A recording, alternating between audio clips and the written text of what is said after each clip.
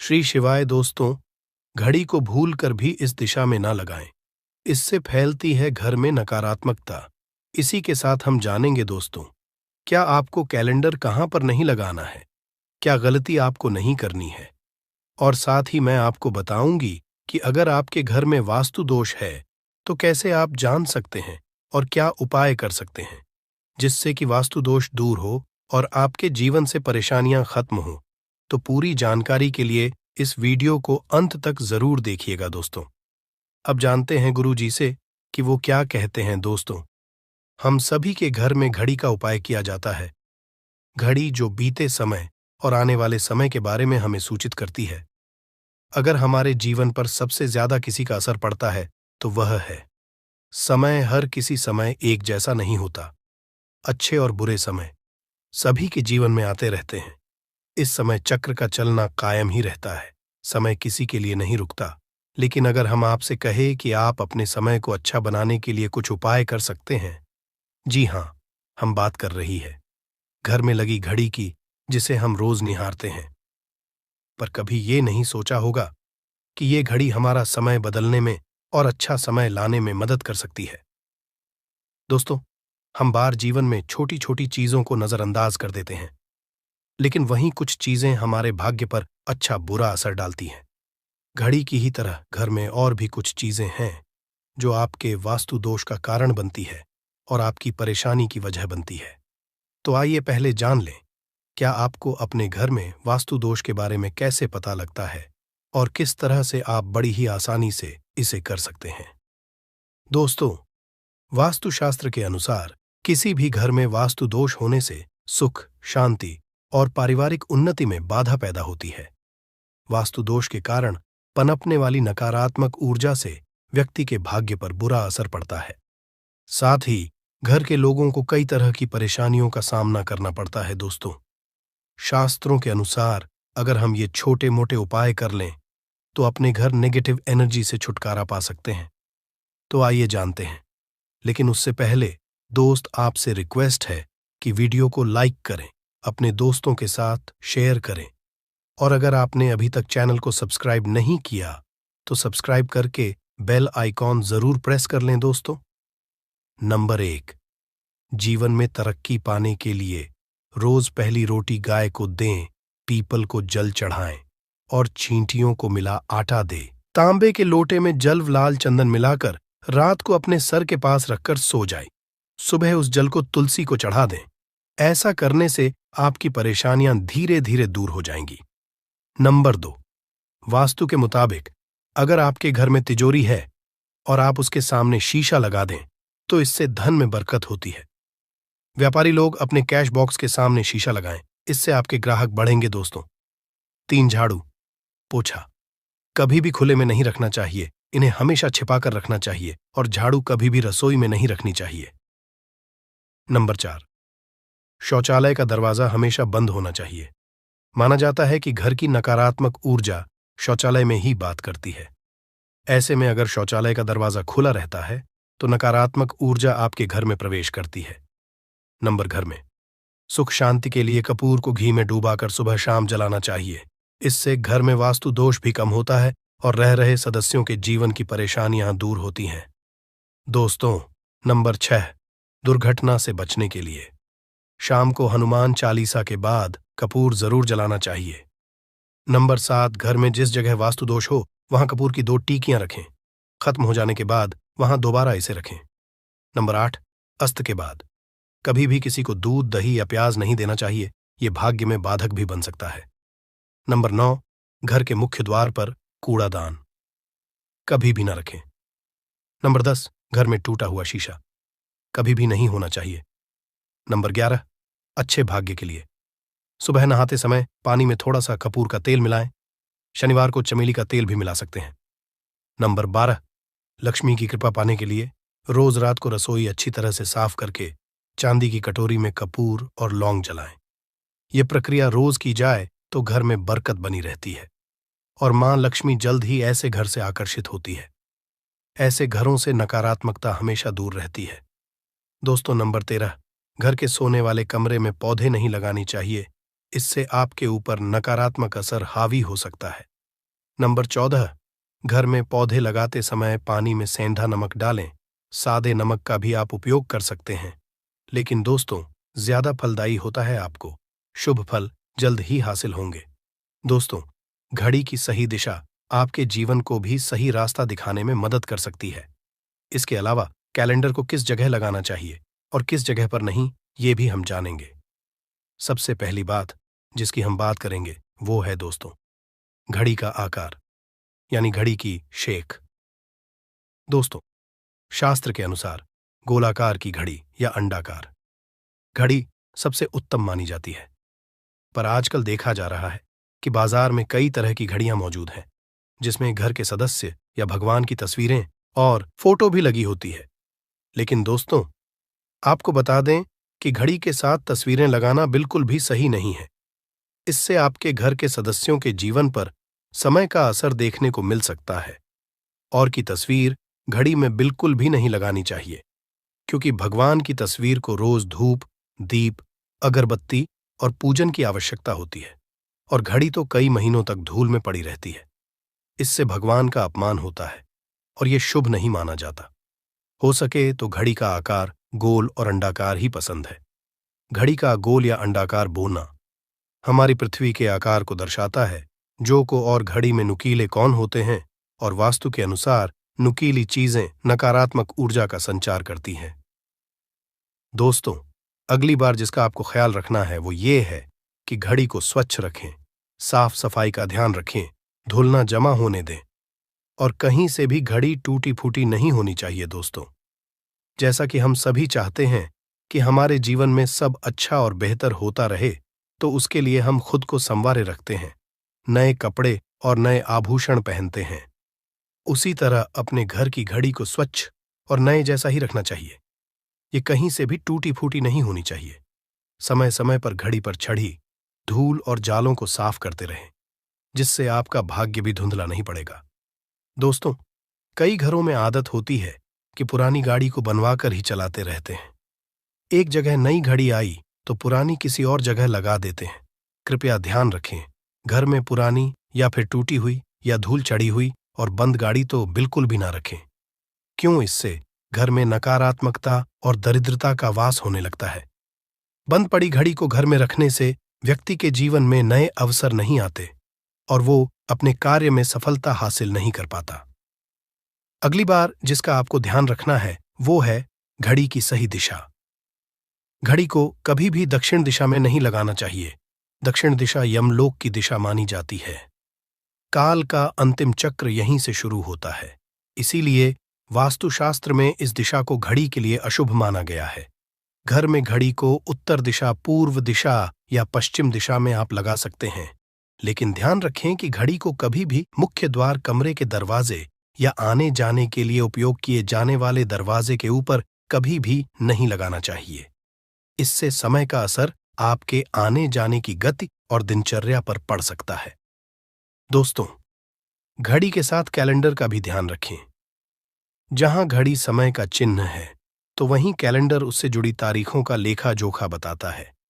Calendar को पूर्वी और उत्तरी दिशा की दीवार पर कभी भी नहीं लगाना चाहिए। ये इससे वास्तु दोष उत्पन्न होता है। और कृपया करके अपने घरों में नए कैलेंडर के साथ पुराना कैलेंडर कभी भी ना लगाएं। दोस्तों, घड़ी और कैलेंडर दोनों ही आने वाले समय के सूचक हैं, जो आगे बढ़ने की प्रेरणा देते हैं। उन्हें समय के अनुसार ही लगाना चाहिए। इस बात का हमेशा ध्यान रखें कि घड़ी का समय हमेशा सही होना चाहिए। बहुत से लोगों की आदत होती है घड़ी का समय आगे या पीछे रखते हैं, तो ये गलती आप ना करें। समय हमेशा सही रखें। इससे आपको कभी भी समय का कालचक्र और दुष्ट परिणाम हासिल नहीं होता। ये छोटा सा आप जरूर करके देखिए। दोस्तों, छोटी छोटी बातें हैं जिनका आपको ध्यान रखना है। दोस्तों, रखी हुई घड़ी और पुराना कैलेंडर आपके भाग्य को भी रुकावटों से भर देता है। इसीलिए वक्त के साथ आगे बढ़ते रहने के लिए घड़ी और कैलेंडर को बदलते रहिए, और कैलेंडर को कभी भी अपने सोने के कमरे में ना लगाएं, ना ही इसे कभी मुख्य द्वार पर टांगे। ये शुभ नहीं माना जाता। पुरानी घड़ी को दान में देना शुभ माना जाता है।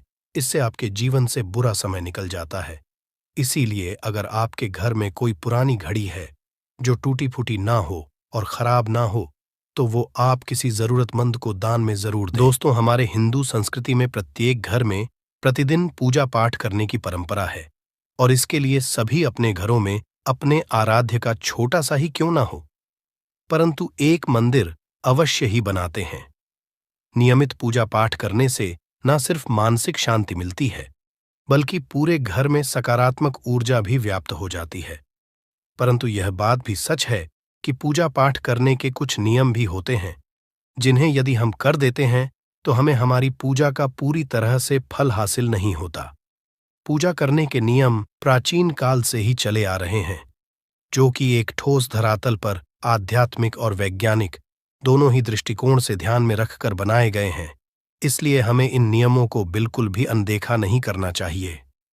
ऐसा ही एक महत्वपूर्ण नियम है नाद, यानी कि पूजा करते समय हम जब घंटी बजाते हैं, उसे बजाने के लिए शास्त्रों कुछ नियम निर्धारित किए गए हैं। शास्त्रों में देवताओं के सामने घंटी बजाने का बहुत अधिक महत्व बताया गया है, जिसे हम इस कृष्ण श्लोक के द्वारा समझ सकते हैं। आगम अर्थमतु देवानाम गमन अर्थम तु राक्षसाम घन्यथा रावम करुमियादो। देवता आह्वान चरण, इसका अर्थ है कि घंटी बजाने से देवताओं का आगमन और राक्षसों का गुमान होता है, और जो घंटियां राक्षसों से हमारी रक्षा करती है उसे हमारा नमन है। तो चलिए दोस्तों, जान लेते हैं कि पूजा करते समय जब हम घंटी बजाते हैं तो उसके पीछे क्या कारण है, घंटी को बजाने के क्या नियम है, और पूजा के वक्त घंटी बजाते समय होने वाली गलतियां कौन सी है जो हमें भूल कर भी नहीं करनी चाहिए। दोस्तों, क्या आपने कभी अपने घर के मंदिर में रखी हुई घंटी को ध्यान से देखा है? अगर आप ध्यान से देखेंगे तो आपको घंटी के ऊपरी हिस्से पर, यानी जहां से हम इसे पकड़ते हैं, उस पर गरुड़ बना हुआ देता है। अंततः घर पर जो हम घंटी इस्तेमाल करते हैं उसे गरुड़ घंटी कहा जाता है। पूजा करते समय गरुड़ घंटी का उपयोग भगवान को आमंत्रित करने, अर्थात भगवान का आवाहन करने के लिए किया जाता है, जिससे एक सुंदर ध्वनि से भगवान का आवाहन करने का आभास होता है। जब हम विधि विधान से पूजा करते हैं तो उसमें घंटी का उपयोग अवश्य रूप से करते हैं। पूजा संपन्न होने पर आरती करते विशेष रूप से नाद होना चाहिए, नहीं तो हमारी पूजा आदि अधूरी मानी जाती है। परंतु हम में से अधिकांश लोग इसे मात्र एक सामान्य प्रक्रिया मानते हैं और पूजा करते समय घंटी बजाना भूल जाते हैं। तो आइए जानते हैं उन नियमों के बारे में। मतलब आज की वीडियो पूरी तरह से आपके प्रश्नों पर आधारित है, जिनका उत्तर मैं आपको शास्त्रों के अनुसार देने का पूरा प्रयास करूंगा। तो वीडियो को पूरा जरूर देखें, और अगर आपको आज की वीडियो अच्छी लगे तो इसे लाइक जरूर कीजिए। जय मां लक्ष्मी आपके इस वीडियो को जो भी लाइक और चैनल को सब्सक्राइब करें, उसके जीवन में कभी भी धन की कमी ना होने देना। दोस्तों, हमारे प्राचीन शास्त्र की मान्यता है कि सृष्टि के निर्माण के समय सबसे पहले जो बड़ी सी ध्वनि निकली थी वह घंटी की आवाज के समान सुनाई दी थी। घंटी की ध्वनि में ओमकार नाथ का भी आभास होता है, इसलिए घंटी को ईश्वर की आवाज मानते हुए पूजा में स्थान मिला है। इसलिए घंटी का कभी भी अपमान न करें, और जिस तरह से देवी देवता की पूजा की जाती है वैसे ही घंटी की भी पूजा करनी चाहिए। दूसरी बात, घंटी को प्रणाम करके ही उसे बजाना चाहिए।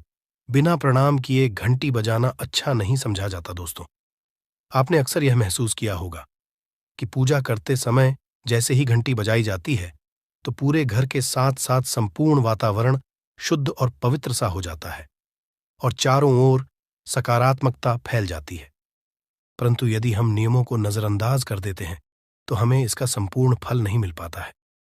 दोस्तों, अधिकतर लोग पूजा संपन्न होने पर सिर्फ आरती के समय ही घंटी बजाते हैं, परंतु यह भी ध्यान रखें कि भगवान को जल अर्पण करते समय, धूप दीप लगाते समय, नैवेद्य अर्पण करते समय नाद करना चाहिए।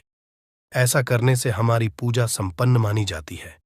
दोस्तों, घंटी बजाते समय भगवान का नाम अथवा आरती अवश्य बोलनी चाहिए। 1 या 2 मिनट ना हो, परंतु प्रतिदिन सुबह शाम घर में घंटी अवश्य बजानी चाहिए।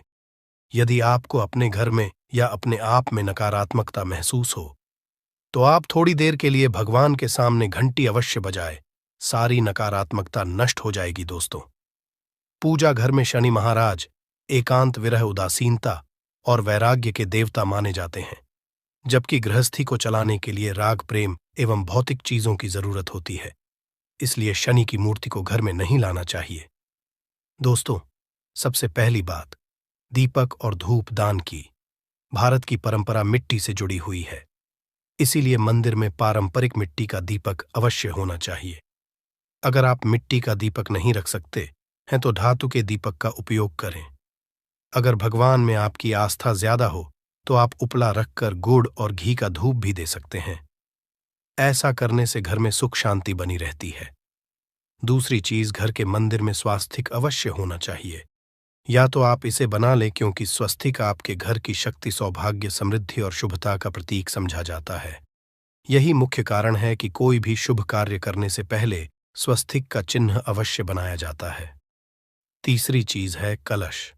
भगवान श्री कृष्ण कहते हैं, कलश सुख और समृद्धि का प्रतीक है। अपने मंदिर में रोली कुमकुम से स्वस्तिक बनाकर उस पर मंगल कलश अवश्य रखें। ऐसा करने से घर में सदैव समृद्धि बनी रहती है और की हासिली होती है। चौथी चीज, बहुत ही कम लोग जानते हैं कि शंख की उत्पत्ति समुद्र से निकले 14 रत्नों के साथ हुई थी। इसी कारण से शंख महालक्ष्मी को अत्यंत प्रिय है। शंख की ध्वनि से सकारात्मक ऊर्जा का भी संचार होता है, इसीलिए मंदिर में शंख अवश्य होना चाहिए। शंख के घर में उपस्थिति से मां लक्ष्मी भी प्रसन्न होती है और उस घर में कभी भी धन की कमी महसूस नहीं होती। पांचवी चीज, मंदिर में आपने घंटी देखी होगी, क्योंकि घंटी को शुभ समझा जाता है। इसीलिए जब जब घर के मंदिर में घंटी की आवाज होती है, वहां का वातावरण शुद्ध और पवित्र बनता है। जिस घर में पूजा के दौरान घंटी बजाई जाती है, उस घर के आसपास की सभी नकारात्मक शक्तियां दूर हो जाती हैं और साथ ही सुख समृद्धि के द्वार खुलने लगते हैं। तो ये है वे वस्तुएं जिन्हें घर के मंदिर में जरूर रखनी चाहिए। आइए अब जान लेते हैं कि घर के कौन सी चीजें कभी नहीं रखनी चाहिए। सबसे पहली चीज, गणेश जी की मूर्ति घर में। कभी भी गणेश जी की मूर्ति 3 अथवा 5 ऐसी विषम संख्या में न रखें। अपने मंदिर में गणेश जी की सिर्फ 2 मूर्तियां रखें। इसे शुभ समझा जाता है। अगर आप अपने मंगल की कामना करते हैं तो गणेश जी की मूर्ति मुख्य द्वार पर अंदर की तरफ मुख करके लगा ले। कई लोग ये गलती करते हैं कि मुख्य द्वार पर गणेश जी की मूर्ति बाहर की ओर मुख करके लगा देते हैं, जिससे उन्हें काफी नुकसान का सामना करना पड़ता है। अगर आप चाहे तो द्वार के दोनों ओर लगा दें या फिर मुख्य द्वार के अंदर की ओर लगाइए, परंतु बाहर की ओर कभी भी नहीं लगानी चाहिए। दूसरी चीज, टूटे हुए चावल। अपने मंदिर में कभी भी टूटे हुए चावल ना रखें। इसके साथ ही पुराने चढ़ाए हुए चावल अधिक समय तक ना रखें। यह नकारात्मक ऊर्जा फैलाते हैं। यह बात भी ध्यान रहे कि आप मंदिर में रखने वाले चावलों का इस्तेमाल हल्दी में भिगोकर ही करें। इससे अधिक शुभ परिणाम मिलेंगे। 3 की तस्वीरें। इसके साथ ही अगर आपके घर के मंदिर में पूर्वजों की तस्वीरें रखी हुई हैं तो उन्हें तत्काल बाहर निकाल दें। ये आपके परिवार के लिए काफी अशुभ है। धर्म ग्रंथों के अनुसार पूर्वज पूजनीय हैं, परंतु वह देवताओं के बराबर नहीं है। इसलिए अपने पूजा घर में कभी भी मृत परिजनों की तस्वीरें ना रखें। यह आपके लिए अशुभ संकेत है। इसके परिणाम भी काफी घातक हो सकते हैं और मंदिर का वातावरण भी नकारात्मक हो सकता है। इसके अलावा अगर साधु संत को मानते हैं तो उनकी तस्वीर भी घर की किसी दीवार पर लगाएं। उसे पूजा घर में भूल से भी ना रखें। ये घर के वातावरण को नकारात्मक बनाता है। इसके साथ ही महाकाली, काल भैरव की मूर्तियां भी पूजा घर में नहीं रखनी चाहिए। और हाँ दोस्तों, ध्यान रहे कि मां लक्ष्मी के खड़े स्वरूप की पूजा मत कीजिएगा, क्योंकि मां लक्ष्मी हमेशा बैठी हुई मुद्रा में होती है। इसलिए उनके बैठे हुए स्वरूप को ही पूजना सही है। चलिए दोस्तों, अब हम आपको बताते हैं उन अति महत्वपूर्ण चीजों के बारे में जो आपके पूजा घर में होनी ही चाहिए। धर्म ग्रंथों में इन चीजों को अत्यधिक पवित्र और खुशहाली के साथ साथ समृद्धि का प्रतीक समझा गया है। ये चीजें आपको खुशियों की चौखट पर खड़ा करती हैं, इसलिए ये आपके मंदिर में होनी ही चाहिए। गंगा जल की पवित्रता के बारे में तो आप जानते ही होंगे। मां गंगा जो हर किसी के पापों को धूल देती है, लोगों को देती है। अगर आप भी अपने जीवन में सुख और शांति कायम रखना चाहते हैं तो घर के मंदिर में गंगा जल होना ही चाहिए। इसके लिए आप एक तांबे के पात्र में गंगा जल को भर कर रख सकते हैं। ये आपके परिवार में सुख शांति का प्रतीक है, जो घर की पवित्रता को भी बनाए रखता है। इसलिए कभी भी प्लास्टिक की बोतल या अपवित्र बर्तन जैसे स्टील या लोहे के बर्तनों में गंगा जल नहीं रखना चाहिए। ये अशुभ होता है। अगर आप महालक्ष्मी को प्रसन्न करना चाहते हैं तो पूजा करते समय मां लक्ष्मी को कमल का फूल चढ़ाएं। मां लक्ष्मी कमल के फूल पर ही विराजमान रहती है तो उन्हें बेहद प्रिय होता है, क्योंकि ये कीचड़ से निकलकर भी दुनिया में खूबसूरती और पवित्रता बिखेरता है। इसलिए माता लक्ष्मी की पूजा करते समय कमल का फूल जरूर चढ़ाना चाहिए। ऐसा करने से कई गुना लाभ आपको मिलेगा दोस्तों। इस दिवाली ध्यान रहे कि दीपक से दीपक ना जलाइए। शास्त्रों के अनुसार जो व्यक्ति दीपक से दीपक जलाता है वो रोगी होता है। ऐसा करने से रोग भी परिवार में पनपते हैं। इसलिए कभी भी दीपक से दीपक नहीं जलाना चाहिए। साथ ही मंदिर में एक घी का और एक तेल का दीपक जरूर जलाइए। ये आपको समृद्धि देगा। घी का दीपक दाईं तरफ और तेल का दीपक बाईं तरफ जलाने से समृद्धि बरकरार रहती है। इसके अलावा लेकर धूपधानी गंगाजल जैसी चीजों को बाएं रखना शुभ होता है। उम्मीद है दोस्तों आप ये समझ गए होंगे कि मंदिर में क्या रखना है। दोस्तों, नींबू के उपाय आज से नहीं बल्कि हजारों साल से पहले से इस्तेमाल किए जा रहे हैं। जो उपाय आज हम आपको बताने जा रहे हैं, नींबू का इस्तेमाल करके उससे आप अपनी हर समस्या का समाधान पा सकते हैं। अगर आप ज्योतिष शास्त्र, वास्तुशास्त्र की किताबों में जाते हैं और अध्ययन करते हैं तो नींबू के ऊपर पूरे 11 अध्याय आपको जाएंगे, जिसका मतलब यह है कि नौकरी पाने के लिए नींबू का इस्तेमाल कैसे आप कर सकते हैं, अपने व्यापार को दौड़ाने के लिए कैसे नींबू का इस्तेमाल करना चाहिए, एवं अगर आपका शत्रु आपका विनाश करना चाहता है तो नींबू के उपाय से कैसे आप उल्टा अपने शत्रु का विनाश कर सकते हैं। आपके घर पे नकारात्मक शक्तियां हैं, बुरी शक्तियों का वास है, इन सब को भगाने के लिए नींबू कैसे रामबाण दबा समझा जाता है, इन सब के बारे में आपको वास्तुशास्त्र और ज्योतिष शास्त्र की किताबों में मिल जाएगा। दोस्तों, अगर आपका भाग्य सौ चुका है, आपके घर पर ऐसी शक्तियां आ गई हैं जिसकी वजह से आपके घर में लड़ाई होती रहती है, पति पत्नी में बनती है, तो दोस्तों आज के जो उपाय हम आपको बताने जा रहे हैं वो आपकी सारी समस्याओं का समाधान कर देंगे।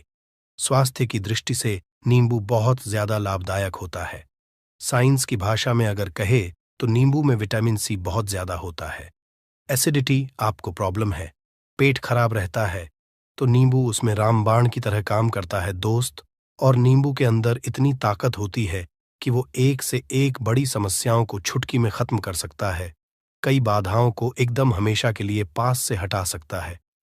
इसलिए अगर आप भी चाहते हैं कि आपके ऊपर माता लक्ष्मी का आशीर्वाद हो, भगवान भोलेनाथ आपको आशीर्वाद दे, तो ये वीडियो बिना भगाए अंत तक देखिएगा, क्योंकि इस वीडियो में आज आपको पता चलेगा कैसे नींबू के 10 उपाय करके आप अपने जीवन की हर परेशानी को खत्म कर सकते हैं। आपको हम एक एक उपाय के बारे में अब बताने जा रहे हैं, इसलिए बहुत गंभीरता से वीडियो को देखिएगा।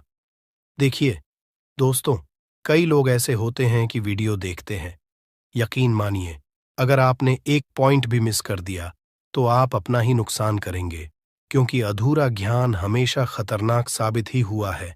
इसलिए वीडियो को अंत तक जरूर देखिएगा दोस्तों।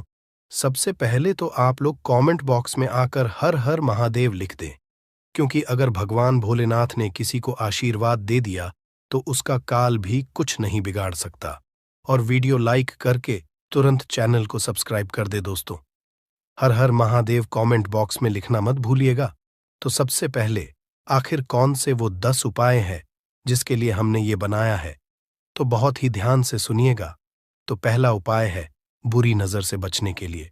अच्छा, आप लोगों ने अक्सर देखा होगा, ट्रक जब चलता है, गाड़ियां जब चलती है, या छोटी दुकानें होती हैं या फिर बड़ी दुकानें होती हैं, उसमें नींबू और मिर्च टंगा हुआ होता है। इसका मुख्य कारण क्या है आज हम आपको बता देते हैं। देखिए, कहा जाता है कि जब भी लू चलती है और आप अपनी जेब में प्याज रख लेते हैं तब आपको लू नहीं लगती है, या जहां पर गर्मी ज्यादा होती है वहां पर रखते हैं तो प्याज जो होता है वो गर्मी को सुख है। अगर आपका व्यापार अच्छा चल रहा है और कोई व्यक्ति आपकी दुकान पर नजर लगा देता है, आपके बिजनेस पर नजर लगा देता है, तो यकीन मानिए, एक कहावत कही गई है कि नजर से तो हरा पेड़ भी सूख जाता है।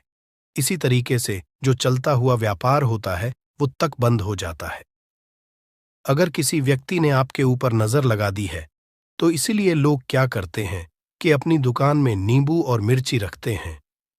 इसका जो मुख्य कारण है बताया गया है कि नींबू का खट्टा और मिर्ची का तीखापन जो होता है वो बुरी नजर वाले व्यक्ति की को भंग कर देता है, जिससे वह अधिक समय तक खुद को असरदार नहीं पाता है।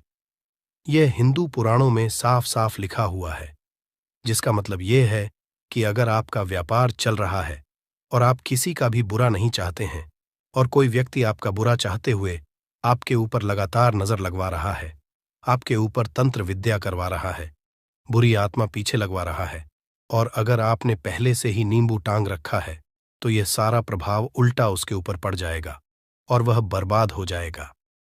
इसलिए अगर आप कोई भी करते हैं तो नींबू और मिर्ची को टांग करके रखिएगा।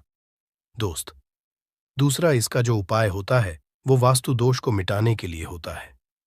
वास्तु ज्ञान में अगर आप अध्ययन करते हैं तो उसमें एक चैप्टर है पूरे नींबू के ऊपर लिखा हुआ है, मतलब एक अध्याय पूरा चैप्टर लिखा हुआ है। वास्तु ज्ञान की अगर आप किताब लेकर है उसमें अध्याय नंबर 21 पे जाइए। वहां पर नींबू के बारे में साफ साफ लिखा हुआ है। जिस घर में भी नींबू का पेड़ होता है वहां पर नकारात्मक ऊर्जा कभी भी अपना सक्रियपन नहीं कर है। नींबू के आसपास का वातावरण शुद्ध रहता है। नींबू घर के वातावरण को एकदम सकारात्मक शक्तियों से भर देता है। दोस्त, तो किसी व्यक्ति के घर पर अगर नकारात्मक शक्तियों का वास हो चुका है तो यकीन मानिए उसके घर कभी भी बरकत नहीं हो सकती है। उसके घर के लोग आपस में लड़ाई करते रहेंगे, धन के सारे मार्ग बंद हो जाएंगे, घर के खर्चे बढ़ जाएंगे, कर्ज के माया जाल में वो फंसता चला जाएगा। परंतु अगर आपके घर पर नींबू का पेड़ है तो आपके घर में सिर्फ सकारात्मक शक्तियां आएंगी। आपके घर का वातावरण बहुत अच्छा बना रहेगा। घर के आपसी लोगों में हमेशा बनती रहेगी। सरल भाषा में बता। दोस्तों, आप लोगों ने देखा होगा कई ऐसे घर होते हैं जिसमें आपस में लड़ाई होती रहती है। घर में कभी भी बरकत नहीं होती, और जिस घर की बरकत नहीं होती है वो घर कभी भी आगे नहीं बढ़ पाता है। इसके लिए सबसे बड़ा जो समझा गया है वास्तु दोष को मिटाने के लिए, वो समझा गया है नींबू के पेड़ को। मतलब अगर आपके घर में नींबू का पेड़ हो, चाहे गमले में लगा लीजिए चाहे अपनी जमीन में लगा लीजिए, आपके घर में कभी भी नकारात्मक शक्तियों का वास नहीं होगा। और मान लीजिए अगर आपके घर पे आपको ऐसा लगता है कि किसी ने काला जादू करवा दिया है, तंत्र विद्या आपके घर पर करवा दी है और आप लोग बहुत परेशान हो गए हैं घर की लड़ाई को देख करके, तब आपको जो बताने जा रहे हैं वो सुनिएगा। पहले तो आप लोग हो सके तो नींबू का पेड़ लगा लीजिए। नींबू तो रातों रात उगता नहीं है, इसके लिए आपको थोड़ा इंतजार करना होगा। धीरे धीरे नींबू का पेड़ बढ़ना शुरू हो जाएगा। जब जब नींबू बढ़ता जाएगा आपके घर पर सकारात्मक ऊर्जा का वास हो जाएगा, यानी कि माता लक्ष्मी का वास हो जाएगा और नकारात्मक शक्ति का अंत हो जाएगा। तो इसका दूसरा उपाय ये बताया गया है कि हिंदू पुराणों के हिसाब से कि आपको अपने घर के चारों एक एक नींबू रखना है। आपको उल्टी दिशा में, मतलब सीधी दिशा में नहीं, बाएं दिशा से 7 चक्कर मारने हैं। शनिवार के दिन करना है और ये नींबू ले जाकर कि किसी भी नदी या तालाब में बहा देना है। ये 4 नींबू अगर आप नदी और तालाब में बहा दिए, आपके घर में जो भी गलत प्रभाव था, बुरी नजर थी, तंत्र विद्या किसी ने करवा रखी थी, बुरी आत्मा थी, नकारात्मक शक्तियों का वास था, वो सब कुछ खत्म हो जाएगा। उन्हीं नींबू के साथ वो चला जाएगा। वो नींबू अपने आप इतनी ताकत रखते हैं कि वो अपने आप में उन नकारात्मक शक्तियों को रख लेते हैं और अपने साथ में बहा ले जाते हैं। इसलिए कोशिश कीजिए तालाब या बहती नदी में ही बहाइएगा। दोस्तों, नींबू का तीसरा उपाय जो है वो सफलता के लिए समझा गया है। मतलब आप लोग अगर नौकरी की तैयारी कर रहे हैं या नौकरी कर रहे हैं, आपको प्रमोशन नहीं मिल रहा है, आप लोग कर्ज के मायाजाल में फंसे हुए हैं, तो अब आपको एक एक चीज करके हम बहुत आराम से समझाने जा रहे हैं, तो बहुत ध्यान से सुनिएगा। परंतु अभी तक आपने वीडियो को लाइक नहीं किया है तो वीडियो को तुरंत लाइक कर दीजिएगा। देखिए, अगर आप बहुत मेहनत करते हैं, आपको आपको मेहनत का परिणाम, आपको फल नहीं मिल रहा है और आप थक चुके हैं, आप नौकरी की तैयारी कर रहे हैं, परंतु आपको नौकरी नहीं मिल पा रही है। आप इंटरव्यू तो देने जाते हैं, परंतु इंटरव्यू में आपका सिलेक्शन नहीं होता है, तो इसके लिए वास्तु ज्ञान में साफ साफ लिखा हुआ है, आपको हनुमान जी के मंदिर में जाना है। बहुत ध्यान रखिएगा, ये मंगलवार का दिन ही होना चाहिए। जब आप लोग जाएं हनुमान जी के मंदिर में, 1 नींबू और 4 लोग हनुमान जी के में जब प्रवेश आप करें, तो मैं 4 लौंग को गाड़ दें और वहां पर बैठ जाए, पालती मार के आराम से बैठ जाए और हनुमान चालीसा का पाठ करें। हनुमान चालीसा का पाठ करते हुए आपको इस नींबू को, जिसमें हमने 4 लौंग गाढ़ी हैं, उसको भगवान हनुमान जी महाराज को अर्पित कर दें। अगर आप इतना कर देते हैं तो यकीन मानिए, जो आपके ऊपर बाधाएं आई हुई थी, अगर आपका मंगल अच्छा नहीं चल रहा था, वो अच्छा हो जाएगा। नवग्रह जो आपके साथ नहीं दे रहे थे, तो वो आपका साथ देना चालू कर देंगे। दुर्भाग्य जो आपके पीछे पड़ा हुआ था, वो में बदल जाएगा, परंतु हनुमान चालीसा मन में पढ़िएगा, बोलकर मत पढ़िएगा। अगर आप लोग हनुमान जी महाराज के सामने जाकर इतना उपाय कर देते हैं, तो यकीन मानिए, आपके जीवन में अगर आप कंपटीशन की तैयारी कर रहे हैं, तो आपको नौकरी मिल सकती है। नौकरी कर रहे हो तो प्रमोशन मिल सकता है और हर तरीके की सफलता मिल सकती है, जिसके लिए आप लोग तरस रहे थे। दोस्त बात करते हैं चौथे उपाय की। अगर आपके घर में कोई छोटा बच्चा है या बड़ा बुजुर्ग है, या आप मान लीजिए और आपको नजर लग है, तो आपको क्या करना चाहिए? इसमें नींबू का बहुत ही उपयोग समझा गया है। अगर आपके घर पे कोई छोटा बच्चा है, आप हैं, या आपके घर में कोई बड़ा बुजुर्ग है और ऐसा लगता है आपको कि किसी ने नजर लगा दी है, जिससे आपकी तबीयत खराब रहती है, ऐसे में 1 नींबू लीजिए और सर के ऊपर से 7 बार घुमाइए। सिर्फ 1 नींबू लेना है और ऐसे चाकू का इस्तेमाल कीजिए जिसका कभी उपाय ना हुआ हो।